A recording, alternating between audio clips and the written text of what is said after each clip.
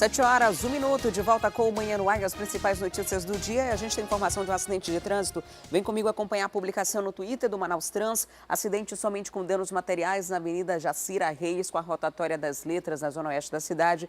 Agente em atendimento no local causa uma pequena retenção no trânsito. Só que uma informação para você que está se deslocando nessa área da cidade, ali pela Avenida Jacira Reis. É bem provável que logo, se o carro ainda tiver condições de rodar, que ele seja retirado, porque nesse caso o agente de trânsito só orienta as pessoas para que haja um entendimento. Cada um pega ali o documento, o número de telefone do outro para resolver. Só fica engarrafado mesmo quando...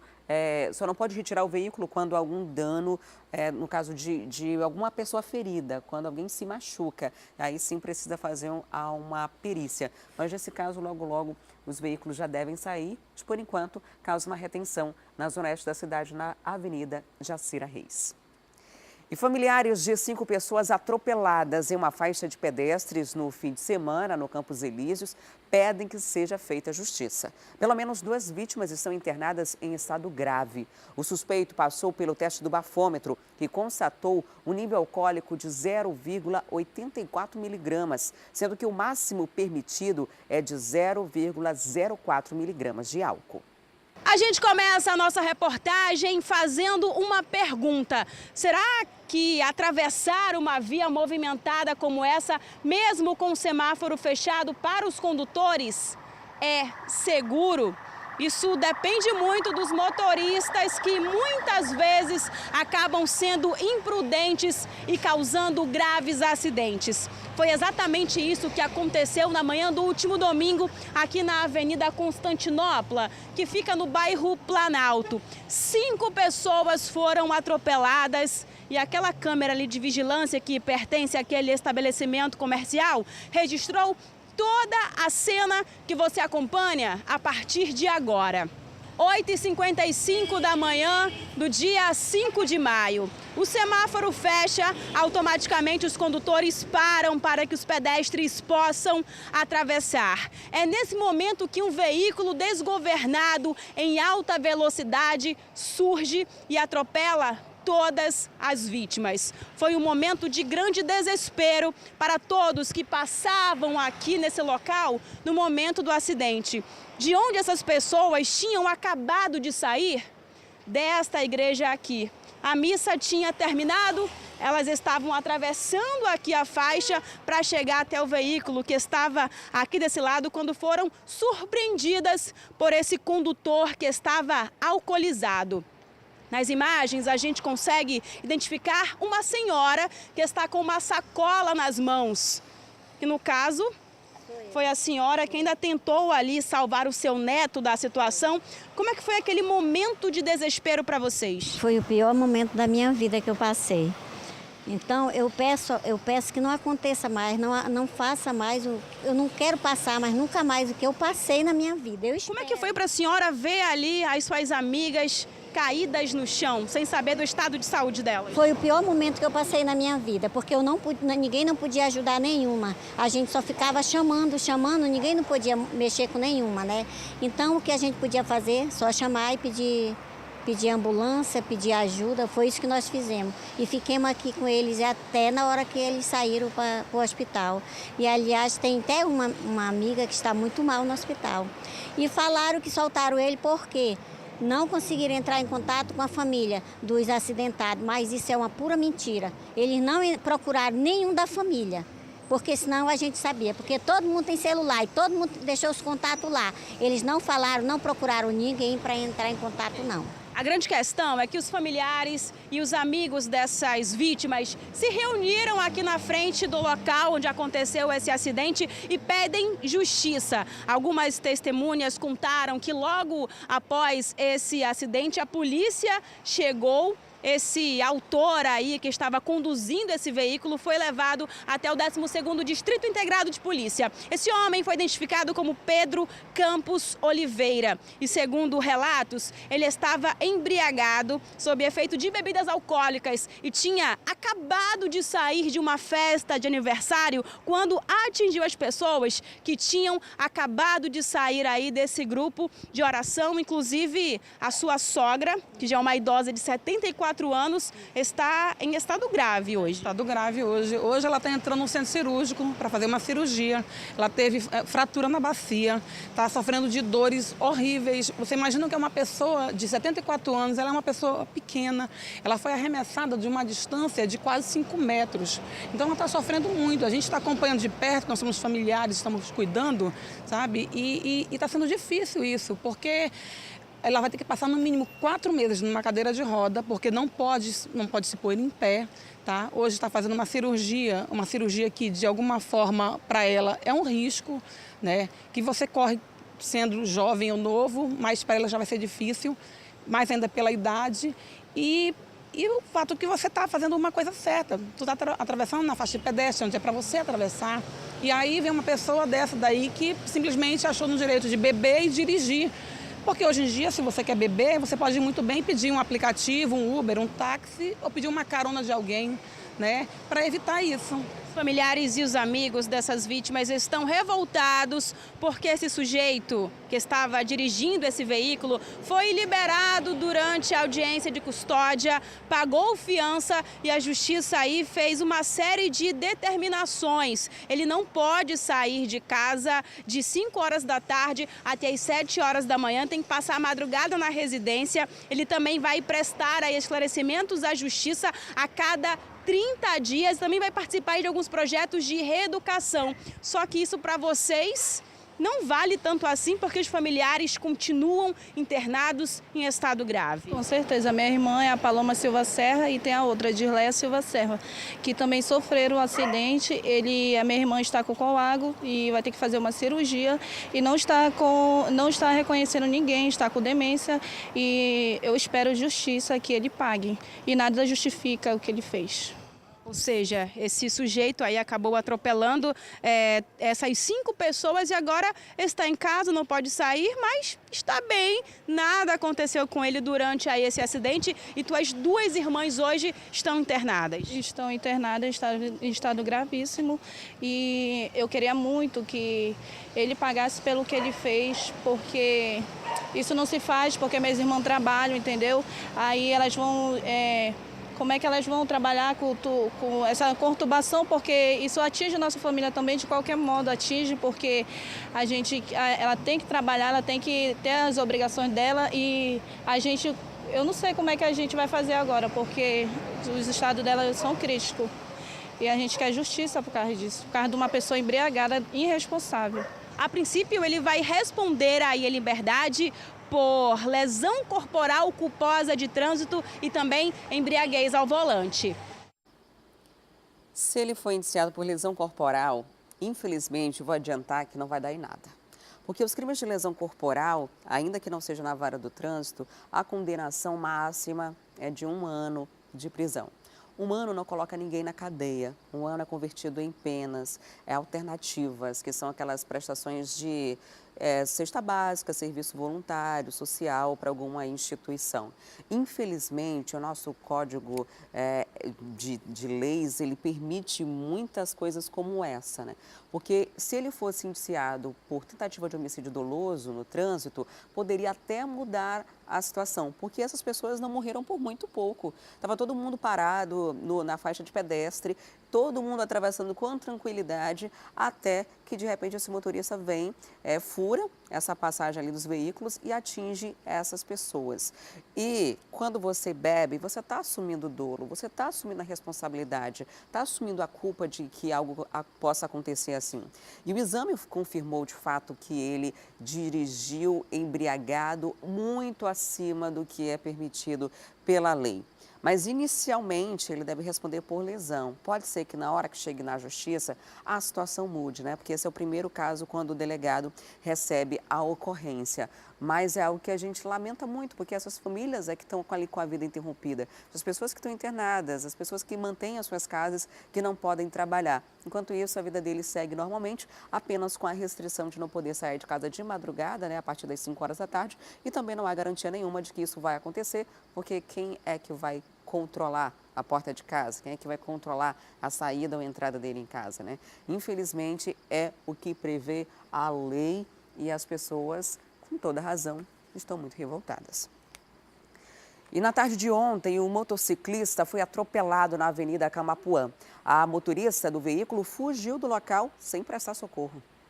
O acidente ocorreu por volta de 1h30 da tarde aqui na Avenida Camapuã. O relato de testemunhas é de que um veículo atropelou esse rapaz, identificado pela Polícia Militar que está aqui no local como Eli Bruno. Atropelou esse rapaz que estava naquela moto preta, a lateral ali da pista. O trânsito aqui na Avenida Camapuã, no momento deste acidente, ficou esse transtorno que a gente consegue perceber neste momento. As pessoas que testemunharam o acidente dizem que o Eli Bruno foi atingido pela traseira da moto e durante esse acidente ele foi arremessado para o alto e ficou então aqui no chão até a chegada dos agentes, dos técnicos do Serviço de Atendimento Móvel de Urgência. Esta motorista, as testemunhas dizem que era a motorista de um carro, de um Celta Prata, que provocou o acidente. Ela não parou e foi acompanhada por um outro motorista, por uma testemunha que eu conversei com este motorista. E ele disse que quando emparelharam o veículo, disseram para a senhora, olha, você tem que parar para prestar o socorro, para prestar o atendimento. E essa senhora teria dito, ele está se mexendo, eu não vou parar. Essas pessoas anotaram o número da placa do carro e repassaram para os policiais militares que estiveram aqui no acidente. Os familiares já estão recolhendo o veículo dele, a moto atingida durante esse acidente, e a polícia com certeza deve ir atrás da pessoa que causou esse acidente, da motorista do Celta Prata que fugiu do local sem prestar o atendimento. E ontem à noite, um adolescente foi morto e um outro ficou ferido no Parque São Pedro. O Fred Rocha está ao vivo e vai trazer os detalhes dessa história para a gente. Olá, Fred, muito bom dia para você. Já você sabe quem são os atiradores?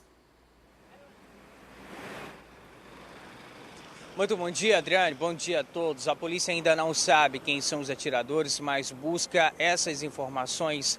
Esse crime aconteceu na rua São Cristóvão, no Parque São Pedro, Tarumã, zona oeste aqui da capital amazonense. O Isaac Dávila, de apenas 14 anos, estava junto a um amigo que também é adolescente. Os dois, segundo testemunhas, estavam tomando refrigerante ali em frente a uma casa nessa rua, quando, ainda de acordo com as pessoas que testemunharam o que aconteceu, uma dupla passou em uma motocicleta. O garupa efetuou disparos. O Isaac não resistiu aos ferimentos. O amigo dele foi levado para o hospital e segue internado. Ainda não temos maiores informações sobre o estado de saúde desse amigo do Isaac. A polícia fez uma varredura na área na tentativa de encontrar os criminosos, mas por enquanto também não conseguiu nada disso. Os policiais querem saber a motivação e também quem cometeu esse crime, ou seja, qual foi essa dupla que passou na moto e efetuou os disparos contra os dois que estavam ali na rua. Também a polícia não recebeu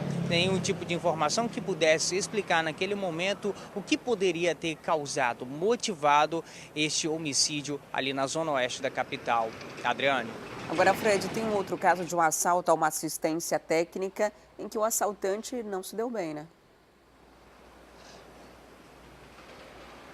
Não se deu bem, não mesmo, né? Porque foi na Avenida Brigadeiro Hilário Gurgel, que fica na zona leste da cidade. De acordo com informações dos policiais da 30ª Companhia Interativa Comunitária, 2 bandidos entraram em uma assistência técnica. O objetivo da dupla era cometer um assalto. Só que quando eles estavam ali cometendo esse crime, apareceu aquele famoso justiceiro, sabe? Alguém que está armado em via pública, que observa que está acontecendo o crime e decide fazer justiça com as próprias mãos. Então, dos 2 bandidos, um acabou atingido com um tiro no pescoço. Ele foi levado para o Hospital de Pronto-Socorro Platão Araújo, depois transferido para o João Lúcio, que fica também na zona leste da cidade de Manaus. Ele segue internado. De acordo com informações da polícia, por enquanto ainda não se tem informações sobre o comparsa desse bandido que acabou levando tiro. É que nesse intervalo todo, ele acabou conseguindo fugir. A polícia também quer saber quem é esse atirador, que se passou como justiceiro ali, cometendo, né, a justiça com as próprias mãos, dá para dizer assim.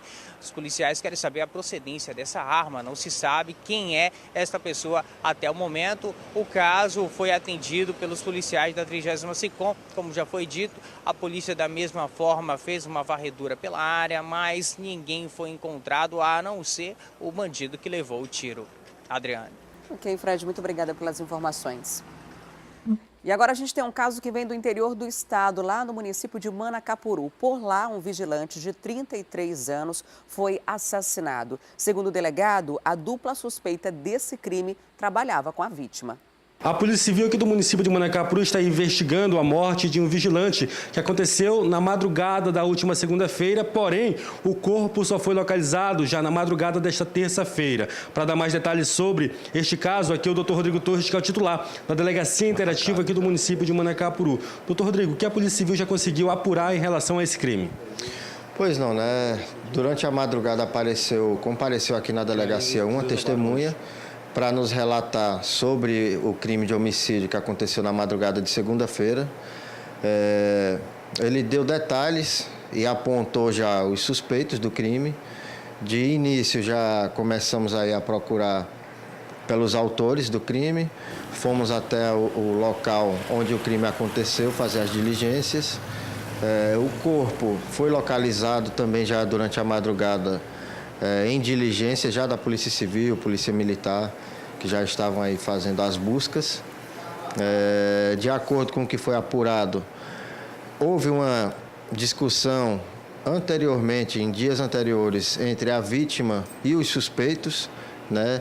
De acordo com o suspeito Matheus, que se apresentou hoje de manhã na delegacia, a vítima estava ameaçando de colocá-los para fora de casa, bem como de matá-los, o que, segundo ele, não teria sido diferente no dia do crime, pois quando os dois autores chegaram na casa, a vítima ameaçou que iria colocá-los para fora e ameaçou de matá-los. Segundo o Matheus, inclusive a vítima estava se preparando para sair de casa para supostamente pegar algum revólver e por essa razão eles seguraram a vítima no local e mataram aí esfaqueada. Após cometer o crime, eles chegaram a ocultar o corpo? Por que a demora da localização desse corpo? Na verdade, a testemunha se sentiu ameaçada, o que não era de se esperar coisa diferente, e ficou trancada no quarto, aguardando o melhor momento para poder sair. Quando foi à noite, ela saiu, já veio para a delegacia informar o que tinha acontecido, e o corpo ainda estava em poder dos autores, porque eles estavam aguardando também anoitecer, que seria o melhor horário, com menos movimento, para fazer a desova do corpo aí em outro local. Durante diligências, foram repassadas informações de um corpo já jogado em um local ermo, e ao chegar no local, descobriu-se que era o corpo da vítima. A vítima foi identificada como Ronaldson Rodrigues Araújo, ele tinha apenas 33 anos.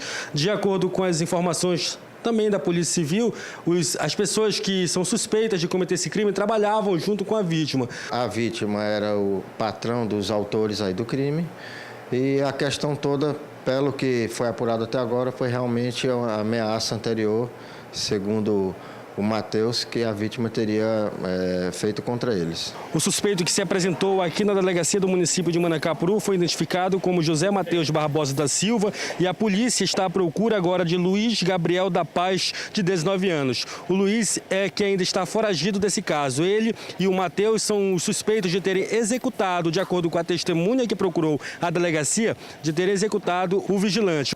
Estamos ouvindo agora pela manhã a testemunha. O Matheus já está sendo indiciado, e já estamos aí providenciando aí o pedido de prisão preventiva já do Matheus e do seu comparsa, e vamos protocolar ainda hoje no Poder Judiciário. O crime aconteceu aqui nessa residência, localizada na Ribeiro Junho, no centro de Manacapuru.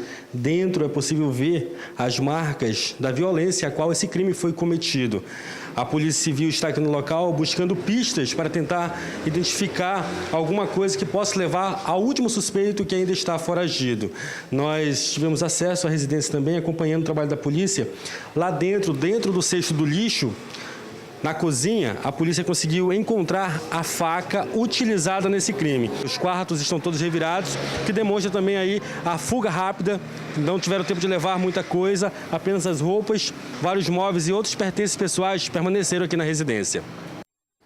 Se você tiver informações que possam levar ao suspeito desse crime, que ainda está foragido, entre em contato com a polícia de Manacapuru. O telefone é o 99111 5348, 99111 5348. E 2 homens foram assassinados também em Manacapuru. Os criminosos chegaram de moto na residência que pertencia a uma das vítimas e realizaram os disparos. Mais 2 mortes foram registradas aqui no município de Manacapuru. A Polícia Civil está investigando a morte de uma dupla que aconteceu no Beco do Boto, localizado no bairro de Terra Preta, aqui na cidade. De acordo com as investigações da Delegacia Interativa aqui do município de Manacapuru, 2 homens chegaram em uma motocicleta e realizaram disparos que vitimou, primeiramente no local, um homem identificado como Chimbinha e o outro ficou ferido e foi encaminhado para o hospital aqui do município de Manacapuru. E de lá foi transferido para o hospital em Manaus. Porém, na viagem, ao chegar nas proximidades da ponte do Ariaú, ele veio a óbito. A Polícia Civil segue com as investigações para tentar identificar os autores desse crime. Tão logo tomamos conhecimento aí desse duplo homicídio, né, nos dirigimos até o local para verificar as circunstâncias aí do crime. No local já tinha uma vítima morta e a outra tinha sido encaminhada ao hospital, ainda com vida. Essa vítima foi removida para Manaus. No caminho veio a falecer. Ela fez alguns relatos, estamos aí em investigações, não podemos adiantar o que foi falado ainda. O crime provavelmente tenha sido motivado por acerto de contas aí devido ao tráfico de drogas. No local recolhemos aí alguns materiais, né, do crime, como cápsulas, munições usadas na ação criminosa. As vítimas foram identificadas como Linderson Costa da Silva, de 24 anos, conhecido como Chimbinha, e Cleiciano Palheta dos Santos, de 24 anos, conhecido como Neguinho. Chimbinha morreu no local. Ele estava com uma tornozeleira eletrônica. De acordo com as informações já levantadas, os autores chegaram 2 em uma motocicleta e chamaram a vítima em sua residência. Quando ela abriu a porta, já foi recebida a tiros, né, pelos autores aí, que logo em seguida saíram em rumo ignorado, empreendendo fuga aí na motocicleta. A vítima, que estava de tornozeleira, já tinha sido flagranteada algumas vezes aí pela venda de drogas. E uma família foi vítima de criminosos no conjunto Belvedere, no bairro Planalto. 2 homens armados invadiram a casa no momento em que o proprietário entrava na garagem. Essa é a 4ª vez que a casa é alvo de criminosos. O crime ocorreu por volta das 6 horas da tarde, aqui na rua Felizmino Cabral de Vasconcelos, no conjunto Belvedere, no bairro Planalto. O carro da vítima já está na frente da residência. O veículo foi abandonado e ainda está com as marcas da batida, do prejuízo deixado pelos criminosos, inclusive o retrovisor, que se mantém no lugar porque está amarrado. Mas a vítima deste caso quer que o assunto seja divulgado porque a casa desta família já foi invadida pelo menos 4 vezes. O local tem câmeras de vigilância, o que não impede a ação dos criminosos sem nada para esconder o rosto. Este crime também foi registrado. As imagens mostram o momento em que o morador chega à residência dirigindo o veículo dele, uma picape. Na casa estavam 3 pessoas, 2 rapazes que prestavam serviço e a empregada doméstica. Foram os prestadores de serviço que abriram o portão. E no momento em que a vítima manobrava o veículo para entrar na garagem, é a hora em que os 2 criminosos aparecem nas imagens. O que chama a atenção nesse momento do vídeo é que os criminosos entram na rua, cada um por um lado da esquina. Aqui a gente consegue perceber, um deles veio aqui da esquerda, o outro veio da direita. O que estava com a bolsa, como a gente pode ver nas imagens, ele caminhou à frente, inclusive passou pela vítima, passou pela frente da residência. Mas foi o comparsa que chegou, mostrou a arma, anunciou o assalto e levou todos para dentro da casa. Logo em seguida, o outro criminoso que trazia uma mochila na frente também entrou na residência.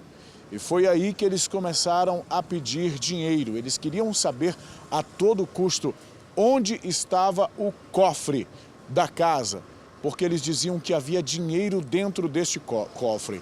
O morador argumentou, disse que não guardava dinheiro em casa. Essa vítima acredita que estava sendo observada há algum tempo. Acredita, inclusive, que esses criminosos sabiam que ele é comerciante. Mas como não guardava dinheiro em casa, teve que suportar as ameaças feitas por meio de a arma de fogo que um dos bandidos segurava. A vítima permanece muito preocupada e com medo, por isso decidiu não gravar a entrevista, mas permitiu que as imagens fossem divulgadas para que esses dois criminosos que aparecem no vídeo levando o veículo desta vítima e outros objetos pessoais sejam identificados, porque eles poderiam ser responsáveis pela invasão de outras residências aqui mesmo nesta área do bairro Planalto. No momento em que os criminosos decidiram sair da casa, um deles entrou no veículo para dirigir. E foi na hora de fazer a manobra que ele bateu em uma das colunas na garagem e provocou o prejuízo do veículo. O carro foi abandonado, a vítima recuperou o veículo, mas ainda não recuperou a tranquilidade. Se você reconheceu suspeitos, pode ligar para a polícia no telefone 181 ou no 190. A sua identidade será mantida em sigilo e você vai poder ajudar a chegar até esses criminosos. E a polícia prendeu um homem suspeito de assaltar 6 vezes, isso mesmo, 6 vezes, o ônibus da linha 408. Ele usava uma arma falsa para intimidar as vítimas. Um crime que incomoda demais a população. Os assaltos ao transporte coletivo aqui da capital amazonense.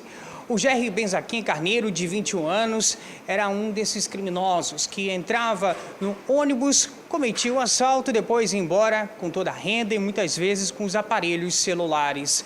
Ele, que inclusive está utilizando uma tornozeleira eletrônica, está no regime semiaberto. A ele foi dado esse benefício que não soube aproveitar. Tem um mês que ele está nas ruas. E nesse período, pelo que a polícia investigou, ele entrou pelo menos 6 vezes na linha 408, aqui na zona leste da cidade, para cometer o crime que ele é acostumado, assaltar os passageiros. Só que a situação ficou um pouco mais complicada para ele, porque os policiais já suspeitavam que ele iria cometer mais este crime. Então a polícia foi até Altaismeri, na Cidade de Deus, na zona norte da cidade. Os policiais, inclusive, sabiam que ele entrava no transporte, no terminal que fica nas proximidades e poucos metros depois desembarcava, depois que cometia este assalto. Com ele, a polícia conseguiu apreender esta arma falsa, que inclusive tem até um carregador e enganava perfeitamente qualquer pessoa. O delegado, inclusive, vai explicar melhor essa situação para a gente, porque até mesmo, delegado, para alguém que conhece de arma, se você olhar à distância, não dá para saber de imediato que essa arma não tem um poder de fogo, não é? Claro, de fato, a réplica desse instrumento, ele assusta bastante na primeira visualização. Até para quem conhece, quando olha no momento inicial, isso é um assalto, ele causa um certo espanto, por parecer muito com uma arma de verdade, mas de fato é um simulacro. Cabe destacar também que essa é uma ação que viemos trabalhando e resolvemos acertar esse mês assaltos a coletivos. Então, estamos fazendo um estudo de ônibus na região do Jorge Teixeira, onde os assaltos são cometidos de maneira contumaz. Essa foi uma primeira ação. Acreditamos que teremos mais êxito em umas próximas ações que realizaremos durante esse mês, na verdade. E assim vamos trabalhando em conjunto na 30ª DIP como a 30ª SICOM para tentar diminuir esse crime que tanto incomoda a população que sempre é assaltada dentro dos coletivos. O GR só tem 21 anos de idade, como já foi mencionado, mas tem uma vasta passagem pela polícia. E o que a gente não sabe qual foi o critério utilizado pelo judiciário para fornecer a ele a progressão de pena e o regime semiaberto. Porque, como já foi dito, no período de um mês ele conseguiu cometer todos esses crimes. Aqui na delegacia, ele não demonstrou nenhum tipo de arrependimento, apesar de, aparentemente, da boca para fora, ter dito que sim, está arrependido. Ele também disse da motivação que o fez voltar ao mundo do crime. Porque eu tava precisando mesmo, mas eu me arrependo disso aí. Mas você tava precisando para fazer o quê com esse dinheiro? O que você ia fazer com esse dinheiro? Pagar uma conta que eu devo. E qual é essa conta? Não posso falar não. E um jovem de 19 anos foi preso durante um patrulhamento no bairro Nova Vitória. Ele estava com um revólver e tentou fugir da polícia no momento da abordagem. O caso aconteceu por volta de 4h30 da manhã, bem próximo aqui à Ponte da Raquete, no bairro Nova Vitória. Aqui o local já é conhecido pelos policiais por conta dos altos índices de assaltos a rotas e ônibus que passam por essa rua. E foi exatamente aqui que a equipe da 4ª Companhia Interativa Comunitária estava fazendo um patrulhamento quando avistou Anderson Castro, de 19 anos. Ele estava tentando fugir de uma outra abordagem policial. Então ele estava andando atrás de um outro grupo que já estava sendo abordado por uma viatura da 14ª, e quando ele percebeu que o grupo à frente estava sendo abordado, ele tentou voltar. Só que ele não contava com a nossa viatura chegando, percebeu a atitude dele, né, e mandou que ele parasse. Ele ainda tentou se evadir, mas ele não teve êxito. Aí o que aconteceu com ele? Ele falou alguma coisa a respeito dessa arma? Ele pretendia fazer alguma coisa? Isso. Posteriormente, quando a gente conversou com ele, ele informou a real intenção que realmente ele ia aproveitar ali aquele momento para poder fazer roubos. Quem estivesse ali, quem estivesse na parada, coletiva, inclusive ele tinha uma máscara, porque ele mora nas proximidades, então ele falou que ele coloca a máscara para não ser reconhecido ou para dificultar o reconhecimento e faz esse roubo. Após isso, Anderson foi encaminhado para o 14º Distrito Integrado de Polícia, onde foi autuado em flagrante por porte ilegal de arma de fogo. E agora vamos mudar de assunto. O Serviço de Psicologia de uma universidade particular aqui em Manaus está oferecendo serviços gratuitos à população. Quem vai trazer os detalhes sobre esse assunto para a gente agora, ao vivo, é a repórter Tamires Claire. Tamires, é muito importante esse tipo de atendimento, né? Porque quem precisa de um serviço na área psicológica, se tem plano de saúde, enfrenta a dificuldade. Se não tem plano de saúde, enfrenta ainda mais quando precisa de um profissional como esse no SUS. E esse atendimento vai ser gratuito, né? Pois é, a ideia é oferecer esse atendimento tão importante para todo mundo, porque não é só realmente quem tem um encaminhamento, não é realmente alguém que acha que tem um problema. Todo mundo precisa, pelo menos uma vez, começar um tratamento psicológico, porque às vezes as pessoas não têm noção realmente do que passam, não têm noção que podem estar desenvolvendo algum tipo de distúrbio, algum estresse, mesmo aqueles menores do dia a dia. Conversar com um psicólogo pode ajudar bastante a evitar doenças mais graves. Hoje a depressão é uma das doenças mais frequentes no mundo inteiro. Então a conversa com um psicólogo, com um profissional da área de psicologia é sempre muito importante para qualquer pessoa. E como você disse, é sempre muito difícil encontrar esse tipo de profissional de forma gratuita no SUS, e mesmo nos planos de saúde também é um pouco mais difícil. Muitos deles oferecem poucos profissionais. Então é muito importante procurar essa ajuda. Então essa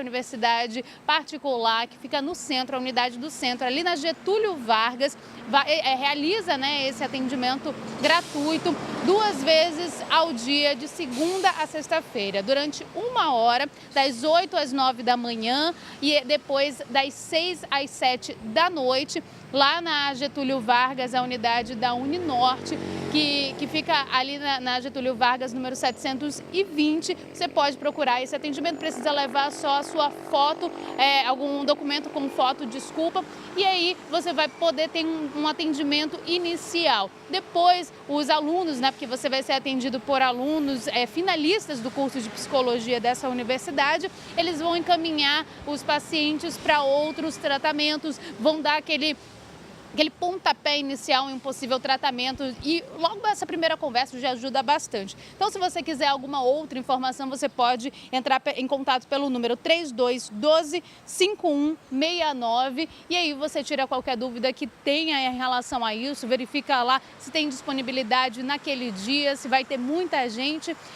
Normalmente é um atendimento único, né? Uma sessão demora mais ou menos 50 minutos, então você vai chegar lá e conversar com um dos alunos que estejam disponíveis ali para que você tenha esse atendimento. E como a gente conversava, é tão importante para todo mundo, independente de ter algum histórico na família, independente de achar que precisa ou não de um tratamento psicológico, é sempre muito importante começar a conversar com esse profissional, porque não só a depressão, mas tem outros distúrbios que às vezes a gente nem tem noção que existem, né, Adriane? Na maioria das vezes a gente não tem. Quando identifica que precisa de ajuda, é porque a situação já está bastante grave. Muito obrigada, Tamires, pelas informações.